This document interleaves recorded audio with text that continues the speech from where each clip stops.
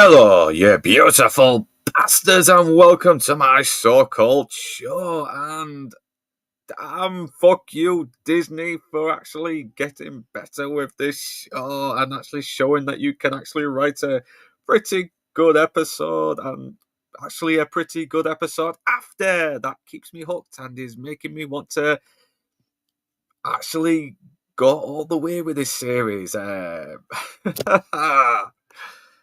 Damn you, damn you. You're supposed to be getting worse. You're supposed to be getting worse. You're supposed to ruin these characters for me. You're not supposed to make things even more exciting or hype us up for more stuff. Terrible. Bad Disney. Bad Disney. So, yeah, right now. No, I'm going to talk about both episodes. I cannot talk about just one episode, Toxic, all right? Because I feel this fifth episode is definitely someone you can talk about very, very quickly anyway, because there's not much in there. It is very fast paced. It's not boring. It's very action packed and suspenseful at the same time. The second one I can probably be on a little longer, but without wasting any more time, slutty ladies and not so gentlemen, let's head into episode 5 with interest. No, that's the name of the episode. I'm not saying you should be interested, but it is a very interesting episode. But bear with me for a second and let me get the screen up. So apparently it's St. Paddy's Day and Matt Murdock is in the bank. He's trying to get a loan to help his company because he's not making a lot of money with his clients at the moment. He's still got the hood. He's still, after his little late night practicing with the fucking rappel rod that he has. He's obviously still thinking, I should definitely be Daredevil, but I shouldn't be Daredevil because no, I shouldn't. I'm too brooding and tortured by the loss of my friend and the fact that I nearly killed Bullseye but didn't kill Bullseye. But the fact I nearly did it means I can't be Daredevil. And my Catholic guilt won't let me. So yeah, he talks to apparently Miss Marvel's dad. I forgot his name. Mr. Aldrich. Yeah, that's it. And I did not know this. I did know this. I just forgot until Toxic mentioned it earlier in the stream. And apparently, he mentioned, and for some reason, I don't know if this is with Blue's copy or something that's just happened in America, but I do not remember him pulling out a Miss Marvel doll or anything like that. In fact, even when he mentioned the name Kamala, I was thinking, all right, Kamala. I forgot Miss Marvel's name was Kamala. That's how forgettable his character is. But I do like this because we kind of get to know our dad a bit more than we did in the film. He just seemed like a very generic, decent dad in the Marvel movies. And they did mention Miss Marvel in the UK version. Yeah, I must, for some reason, I completely forgot about this until I saw it on Blue Collar Losers stream. Thanks for having me on there, Toxic, as well, and Blue Collar. It was great to be on there, and so he's probably, and he's had a lot of bad things happening, but that's just something that happens to connect to what's happened lately. But the main plot is the banks begins to get robbed. He's just coming out of the bank right now. He's being let down. But then these bank robbers start coming over. They're obviously doing it so they can get a payment for Fisk. And the Irish as fuck as well. They've got nice Care Bear balaclavas on, And I like it as well because you're seeing these guys, you don't see their faces. You see, most of the time, you see one face, and it is a very good way to distinguish them. So they basically take the siege of the bank. Matt Murdock is on his way back to the office, but then he hears them and he's like, yeah, you know what? I like that. I like the fact that he's willing to go in there and help these people out because, that's fucking cool. I mean, that is Matt Murdock. That is Charlie Cox once again just fucking sells this role. I don't buy an actor just playing this role. He is Matt Murdock. He pretends to be the old blind guy and is like, oh my God, what just happened here? I'm blind. Is there a bank robbery? I don't know.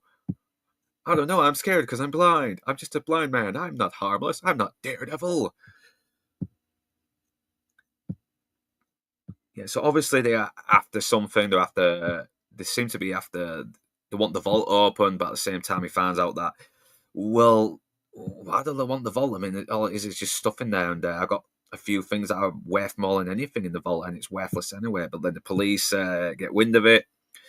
Because Matt Murdock has told them to ring the police because he sensed all the things happening, and because the boss isn't there, Miss Marvel's dad has to be the one who has to be the main guy that has to take the flak, but he doesn't know how to get the vault as well. But Matt Murdock has advised him to get them in there, do as they say, but stall them, because he's got a plan. That's what. And once again, he's not being turned into some kind of fucking cook. He is very resourceful. He is very smart, and you got to respect him. And why do I get a feeling that Molly's going to start slagging this off? Come on, Molly. Listen, I like him, man. He was very nice to me on Open Bar, but if something does right, you got to fucking praise it for doing something right. You got to give credit where it's due. Right, because if we start fucking bitching and moaning about stuff, even when it is good, then we're no better than the people that bitch and moan that there isn't enough diversity or all that other bollocks. It's because we need to still hold true to what we think as well. No, but the sad thing is, though, even slagging something off gets clicks, and it's a bad thing. And I don't want to just do that. I mean, even when I had my problems with the other episodes, I still want this. I still wanted this show to be good. It wasn't out of just being the guy that's like hates on everything. I mean, it's like that episode of Simpsons where Homer becomes a food critic, but he's praising all the food, and one of the critics says this, and you don't have to like everything, and Homer thinks, "Oh, I've got to be an asshole all the time." That's the danger of even the anti-woke side of becoming. But anyway, going off on a tangent, moving on. Giggity.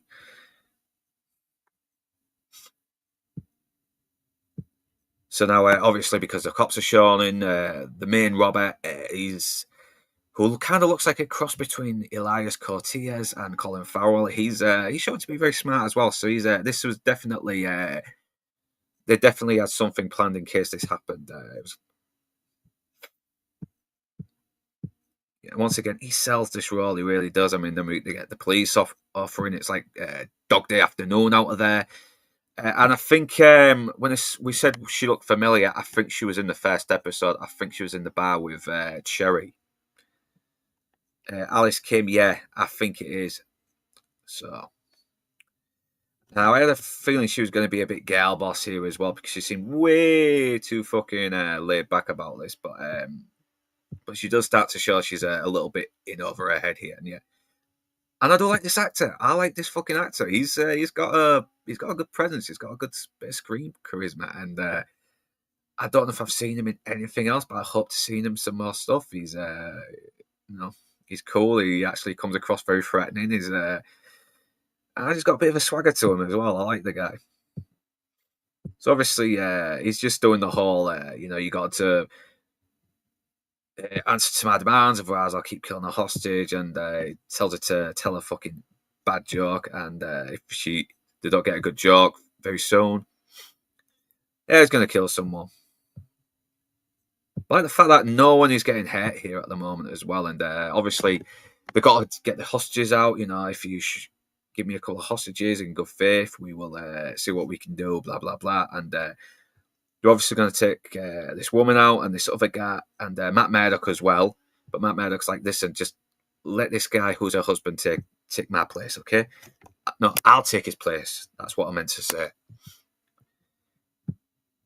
And that's Matt Murdock as well. He's willing to put himself at risk. I mean, he's willing to put himself in harm's way for innocent people. Right? Like a fucking superhero, like a comic book hero. Yeah, and obviously, I love the little line they said as well. Like when he's telling them, like, if you do all this, then you're probably going to add these more crimes, and there's like, here we got to solicit here. And I love how he sort of plays on. Listen, you don't have to be like virtue signaling my blindness as well to leave me in here, and so they do. Yeah, and this is where he learns that from that most of the stuff in that there's no money in the actual vaults. It's just safety deposits with a load of stuff like I got a 1994 Mac Messiah puck, and that's probably worth more than anything in there. So that's when Matt starts to think this isn't just a usual robbery. There is something there that they are after. So Matt Murdock fucking uses. I need to go pee pee. Is there a little boy's room? I'm really down. I don't want to pee my pants. I'm a grown man. It's very embarrassing. So the guy's like, all right. Since you're blind, I don't want to look. I don't want to get cancelled on Twitter for not taking a blind man to the bathroom. So yeah, okay then. So he does what he's told is because he has no idea how to open it as well. I mean, he's just the fucking the bank manager probably doesn't trust Muslims to go in the bank in case they funded some activities. I'm joking. I'm like, oh, that's bad. But Matt Murdock, he loosens his tie, and you know he's going to kick this guy's ass. And it's a fucking good fight scene as well. I did not see any CGI. I mean, it's brutal as well. It's hard hitting. It's violent, and now he's got this fucking thing, this incident with the shotgun going between the grills, and he has to make sure it doesn't fall and hit the ground, otherwise it could go off and give away what he's doing. But he knocks the guy out, and obviously blah blah blah. He's got the other thing. He's stolen the other police as well. Blah blah blah with some other fake shit. Blah blah blah. He asks what's going on, why you're taking time, and Matt Murdock kind of just does this random Irish voice. I mean, okay. I don't know if it was the actual guy who was doing the voice of, but I'm guessing it's like, I think I sound like these Irish goons, and I'm an Irish goon too. Sorry for my bad Irish accent. Anyone who is Irish, I mean, no harm. We're just joking. And obviously, he does the whole super hearing so he can listen to the mechanics and how to open it. And the thing is, the vault is not very easy to open. It's all he needs 2 fucking keys as well, and he doesn't seem to have it. So what the fuck could they be after? It's very weird. Yeah, so she makes this fucking joke about so we can get it as well. Yeah, the punchline is basically a leprechaun fucking a penguin. It's like, that's kind of funny. So moving on with the plot, but then they realise what they are after. They're after this gem, and it even makes a ding sound. Wow, that's a bit weird. So now he knows something's up as well. So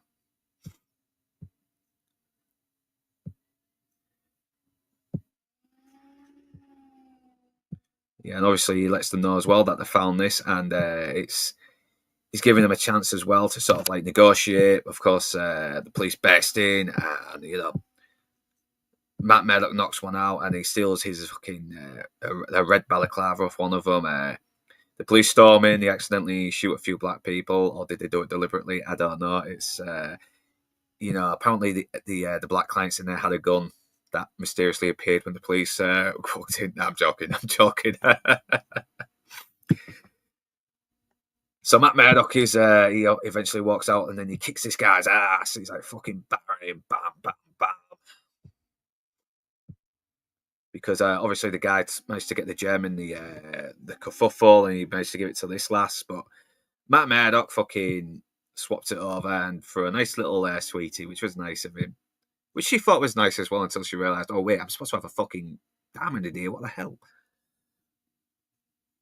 So next day, Matt Murdock goes back to Miss Marvel's dad, and he said, "Okay, we can't give you a loan, swap you up, but you know what? We'll invite you to dinner, and we'll try and make ways that can make it profitable. Okay?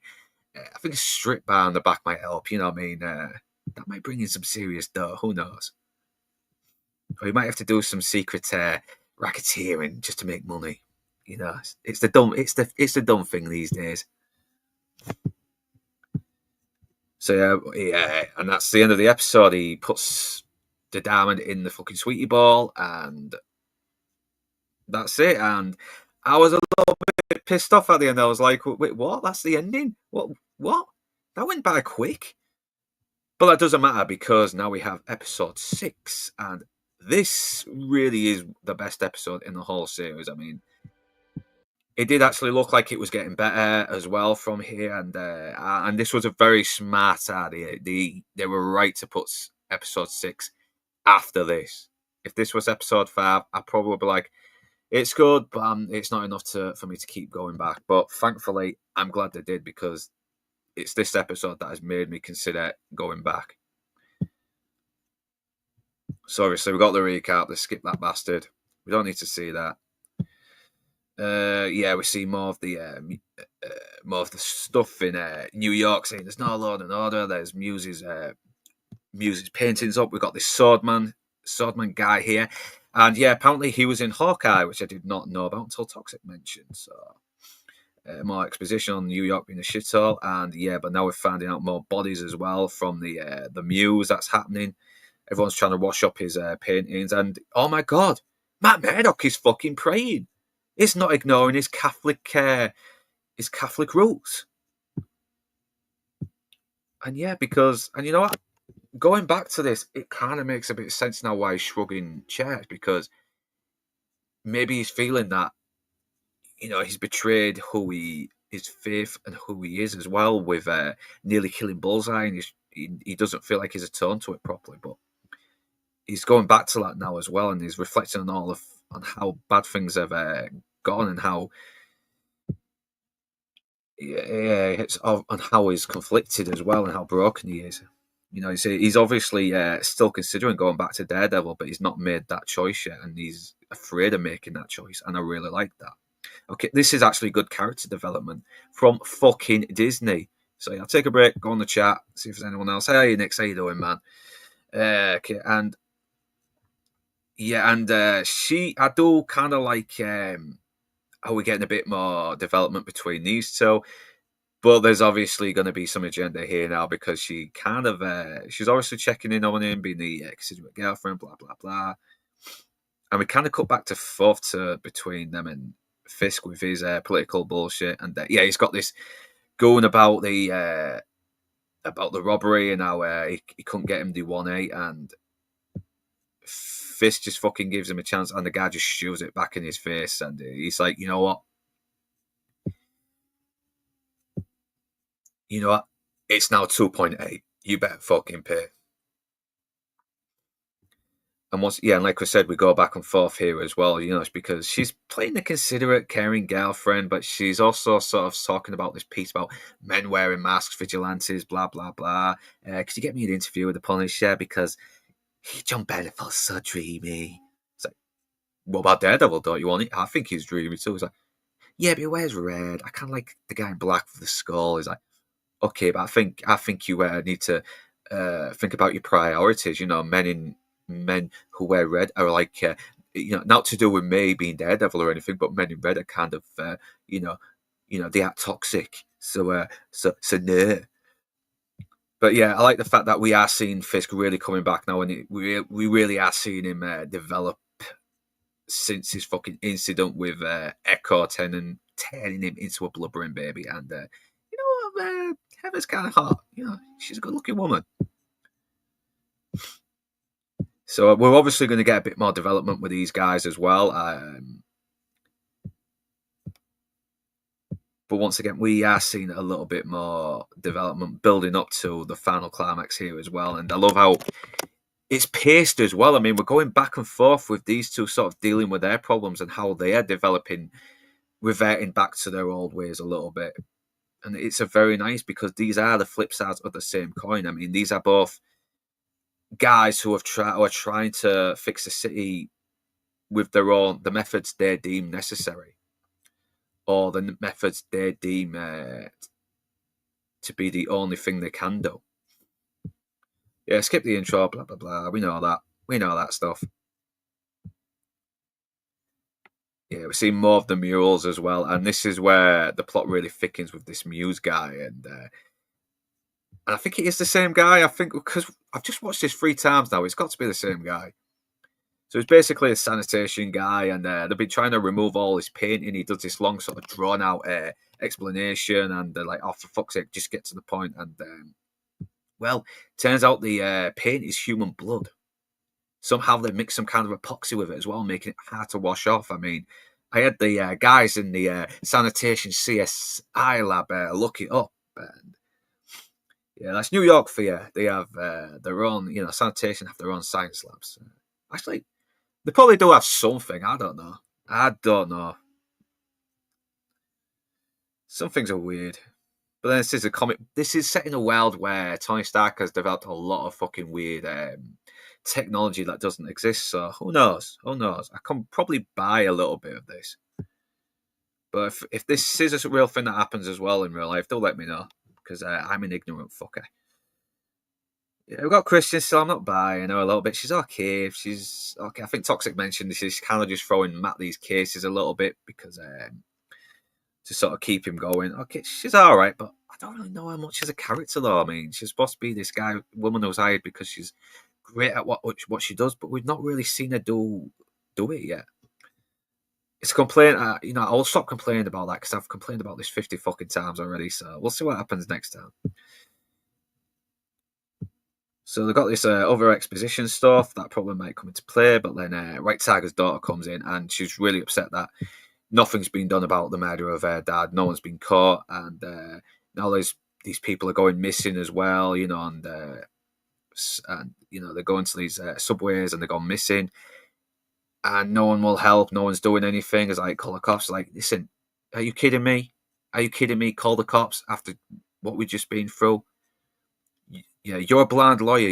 You're the only person who can fucking do this. It's like, wait, where'd you get that fucking conclusion, you crazy woman? Yeah, and obviously she's angry, but she's willing to step up and do something, which stupid, but I can sort of see the desperation. The actress is actually very good. I know I take the piss out of her a little bit, but I do think she's genuinely good. She does sell it, and she's not a girl boss either. I mean, so yeah. Bit of good dialogue too with the main Irish baddie. He says solicitor instead of lawyer. Yeah, I like that. Steve Casabome. I don't know if I have you subscribed already, or if you've been in my chats before. I do apologise. I've got a fucking shit memory, but thanks for joining me. And I am liking this show now. I didn't hate it the first few episodes. I just thought I was just a little bit. I was kind of weary about it as well because we've been fucked over by Marvel and Disney so many times, man. So yeah, I like this version of Fisk. Yeah, because I think it really does redeem him from all the crying, blubbering, and cooking with Echo as well. We're seeing him go from being a bit passive to being cooked by his wife a little bit to reverting back to his old side. He's like, yeah, being this very patient guy is not doing it. I need, the ruthless guy who I am. That's who I am. Okay, I have to be ruthless. She's hates niece. Ah, yeah, the niece then. Oh. The only downside is there's no timer on the vault like all the other heist movies. Yeah, maybe it is. I think because they had a little bit of a time length with the episode. I don't know, something like that. But yeah, since appearance in other Fisk roles, he seems deflated, a filler, and nobody has character and Fisk name on it. He's getting better, mate. Believe me. Seeing him skinny as well. They've kind of used this in the scripts as well, like him being thinner and eating that that crappy omelette, that crappy little pathetic tiny omelette. That's it seems very deliberate now as well, and because we are starting to see him put some weight on. Because when you watch the end of the episode 4, he's eating this big meal, and he's obviously been torturing Adam. So it's basically a nice little metaphor as well for how deep-seated he's been keeping his inner self repressed. His real self, I should say. Yeah, my memory is like a backed potato. You know me so well, Nix. Honestly. You know me just as well as my wife does. If I was gay... Actually, no. Don't want to make things too uncomfortable. Well, not like it isn't already is, but let's not make it more uncomfortable, okay?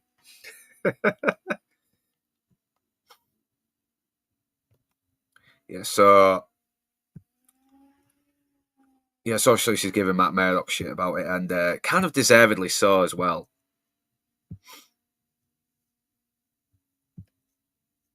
Let the buffering go because it's a pain in the ass. Oh, ooh, we don't want to get fucking flagged, do we? Yeah, more of the Muse stuff as well, and this is where Fisk has to really does start to show he's becoming a bit strategic again. He's really starting to think things through. He's seeing the situation and he's adapting to it as well. He's becoming a politician as well as a gangster. He's using his old gangster ways as a politician, which kind of actually makes sense. So apparently the mural is painted with tons of fucking DNAs of the victims. The serial killer is very good because 60 victims and no one's causing a big fuss. And obviously he's going to keep it covered up because how stupid is it going to be if the people in sanitation found out more than the fucking police should be doing? And that's already going to make him look bad as well as the police force too.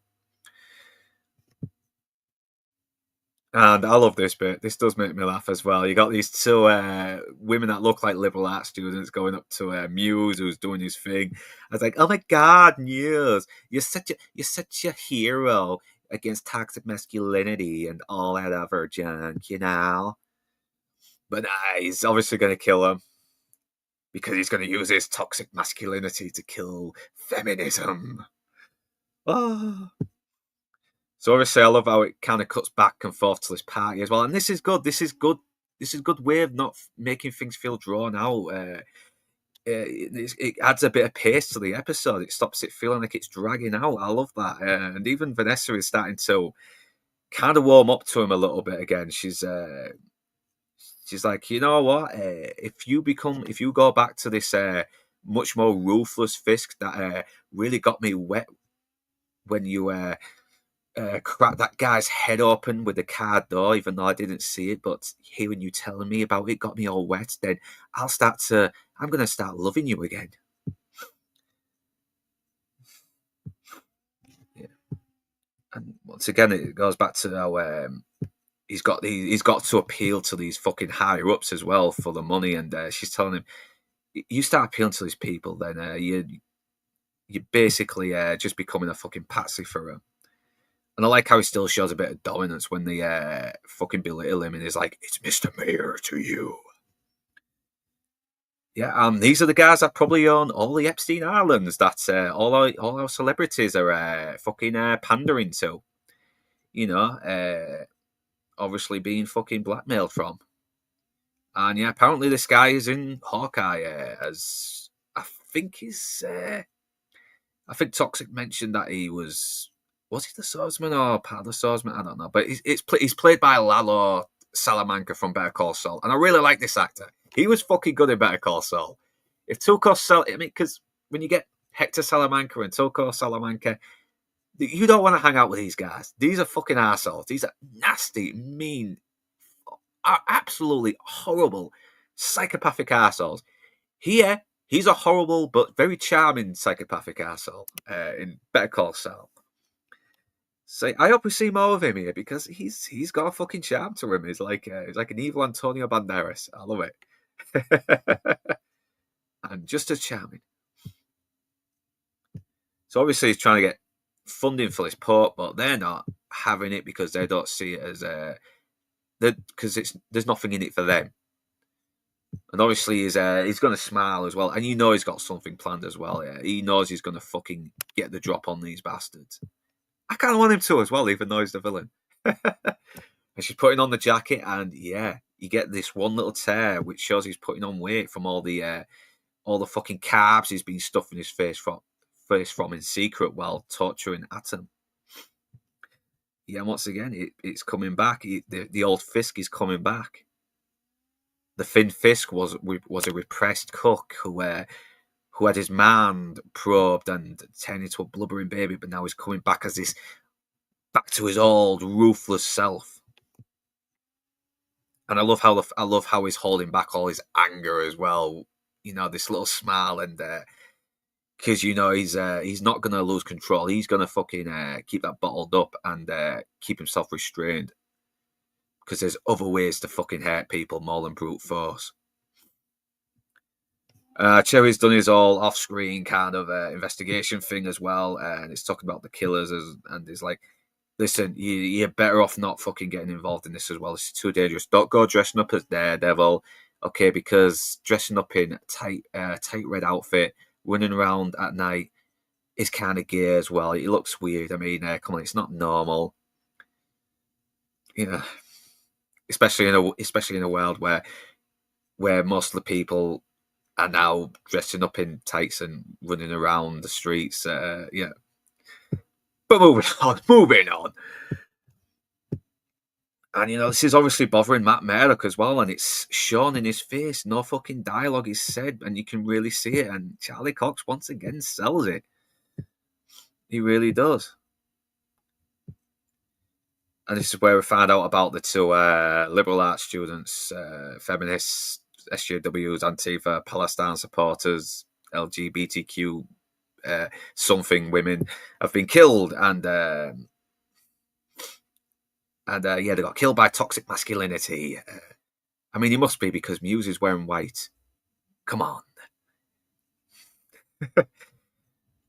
And Fisk's sees another plan with this as well. We could use this. And I love how Michael Gandolfini is kind of puking as well. Is like, yeah, I didn't sign up for this. I thought politics was going to be a nice breeze and with lots of babes and happy endings. But no, this is nasty. My dad Tony would have sorted this out because he's a tough guy too. And we got more on things going bad with New York with the BB reporter, and things have got bad. Oh no. We need vigilante to protect us. This is where Fisk has now got his anti-vigilante idea coming up.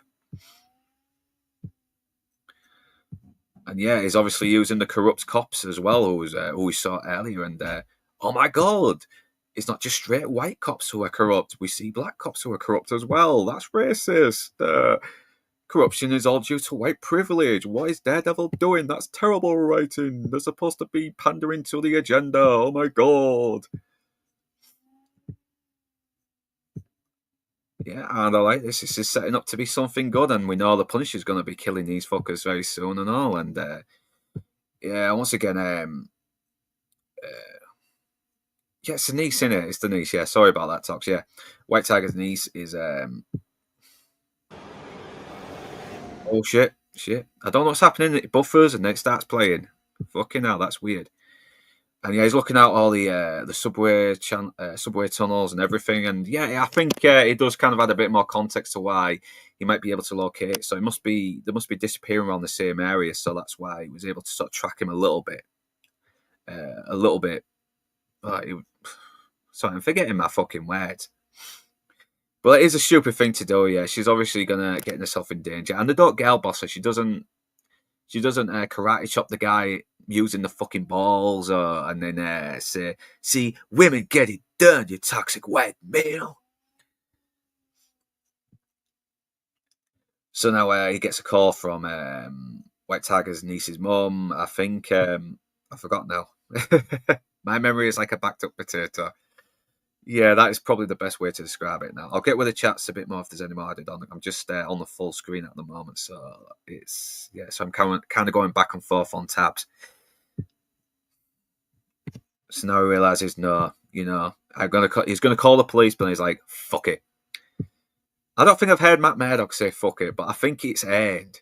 Because it's like he has zero fucks to give now about because this is important as well. He can't just do this as a lawyer. He has to fucking be the Daredevil. I mean, it's kind of like when Harvey Dent is... people are praising Harvey Dent is the hero, not Batman in the Dark Knight. But Harvey Dent's like, no, we still kind of need the Batman a little bit as well. There's a reason why Batman has come out.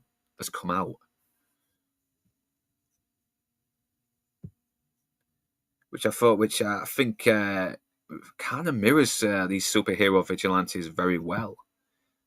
So obviously he's pumping the blood out because he's trying to do his little little psychopathic Banksy act, and once again it cuts back and forth to Fisk and Matt Murdock as well. I mean, if this was just one scene and then the one scene followed after, it probably would have felt dragged out. But no, they keep the pace going with this as well. It gives it, it keeps it interesting as well, and it perfectly mirrors these two adversaries. And Matt, I love how Fisk goes to Atom, and he's not just going to kill him out of vengeance. He actually is.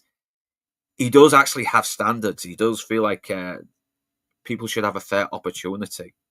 So he gives him the axe because Atom's a pretty wiry guy, and he's a little bit.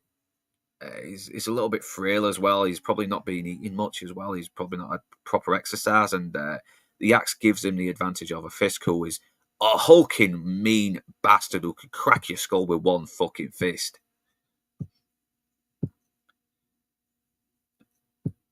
And yeah, obviously she's lost a lot of blood by now, but then he hears something, and apparently in the comics, Muse is supposed to be something that's very good at not catching Matt Murdock's senses. He can make a move, and not and Matt Murdock would still be none the wiser on taking him on. But apparently here they sort of lose that.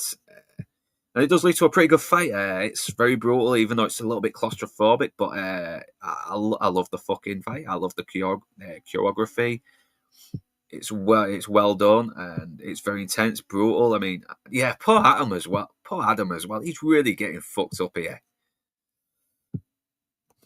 And even Muse seems to show he can fight as well. And yeah, that scream as well. I mean, come on, it's been bubbling up for some time, and he deserves to let out his rage like that. And Fisk gets the better of Adam. He bashes his skull in. I mean, you can hear the fucking crunches of his fist hitting his, tearing his face apart with every strike. It's nasty, nasty stuff. And Fisk fucking sells it. I mean, it's not just Daredevil that's back. Fucking Kingpin is back.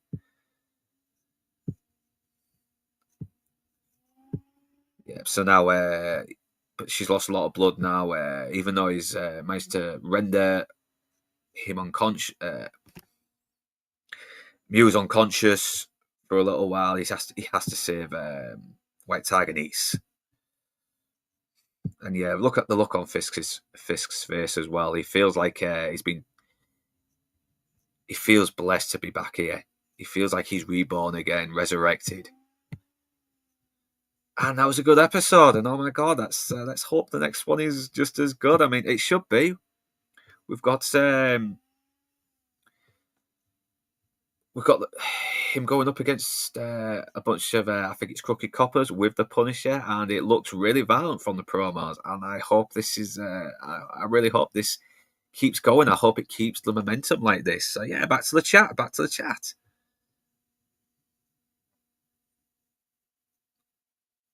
Yeah. Yeah, I do apologise for the tapping. It's yeah. So yeah, NEB, are you banging on Bon Drum through this? Yeah, it's the tapping. It's because I've got one of those touch screens. I do apologise, man, but it's nothing I can do really about it. I could mute the sound, but then I won't be able to talk through it. But I hope it's not annoying you too much. But I'm glad you're having a sense of humour about it. Yeah, it's his keyboard. I had to look up the spell con of Bodwin. I might have to look up that. Yeah, Tony would be a shame. I actually talked to Tony about this as well, and I left a comment in his last video, and he said, "Oh yeah, I've just seen this episode. It's very good." So he's probably going to have a late video on it. So yeah, Titus sending us slash. Yeah. Plus, I'm listening to you pooping. What do you mean I'm pooping? Sorry. Oh, that's a big one. Oh god, been up there for a while. This is actually historical. In the 40s and 50s in LA, they had a corrupt squad of detectives called the Hat Squad that went after gangsters. Is this kind of the Gangster Squad movie that did this story as well with Sean Penn and Ryan Gosling? Because I need to watch that. Because I like those actors. The only way to watch, honestly. Okay. Stupid. Rewatching it, does Fisk seem bigger compared to the jail cell? I like that. Yeah. It does make him look imposing as well when you think about it. Almost like they're making him reappear bigger now that he's gone full Kingpin. Yeah. It's like the SARS is what makes him the Kingpin, so... When he lost that SARS, he lost who he was. You probably still get the feminist fucking fat shaming him though, while they complain about getting fat shamed. Yet you feel every fucking hit. I love yes, that's one of the things I knew. Yeah, you knew about that as well because you saw the marks on his knuckles as well. So he was obviously fucking doing something. Still not impressed. Maybe if it ends properly. You know, I would advise watching this, waiting for it to end, but do you really want to binge a show that you might not like all the way through? I don't know, because it could be a chore, but I'm hoping if it keeps this momentum up, the binging won't be a chore. Hearing your voice while I'm on the toilet helps my bowels. Fuck, is that you? Oh, it's like, are you listening to me while you're listening to me while pooping? Sorry, because there's no comma at the end of you, so... Yeah, I think text to talk doesn't fucking put the punctuation in right, does it? I guess YouTube doesn't show you the clip link. DM'd you on X. I swear I found it. I did not clip you admitting you were gay. I'll have a look at it later, but since this is the chat as well, thanks for joining me. There's nothing else much I can add about this. These are two very good episodes that have really started to make me really want to finish this as well. Even if the next episode is lame, I still will continue on with this. I mean, I feel I've got to now. We're only 3 episodes in. I may as well go all the way with this now. So yeah, thanks for tricking me, Disney, you bastard. And thanks for joining me as well. I'll try and get the final of Reacher very soon, and hopefully that episode will be a lot better than the last one. So I'll wait to see your input on how it ends to see if it's where we're seeing it all. Okay, that's fine, yeah. Look, I'm about to stream the game Kazan the Fest Berserker. Check out the cutscenes, it's pretty bad. I will when I get a chance. I've got to head out later as well, meet up with the family. Have a little night out with them as well, you know, because it's been a while and, you know, sometimes I don't always have a chance to see them. So, yeah, always got to see your family as well, even if you've not seen them for a while. Do try and visit them if you can. You know, while you can, because we've got one life and you never know. So, yeah, so... Sorry, I lost my train of thought there. I do apologise. But, yeah, obviously I was ending, so... Whether you're beautiful bastards are Northern, English or not, thanks for watching. And do remember to like, comment, share, subscribe, and ring that bell in order to be notified. And if you wish to further support this channel, links will be in the description below. But right now, that's me done, and I'm off to the pub. I will catch you tomorrow for Millennium Actress, 7 p.m. UK time. Thank you, and good day. Can I have spuds, please? Spuds! Good choice. George's song. Listen very carefully. The question comes straight after. Baked potato changed my life. Baked potato showed me the way. If you want to know what is wrong from right, you must listen to what potatoes say. Do be good, don't be bad. Baked potato. Don't be happy, don't be sad. Thank you, baked potato. And if you want to have a better day, you must listen to what the baked potatoes say. Do be early, don't be late. Thank you, baked potato. Always eat what's on your plate. Thank you, baked potato.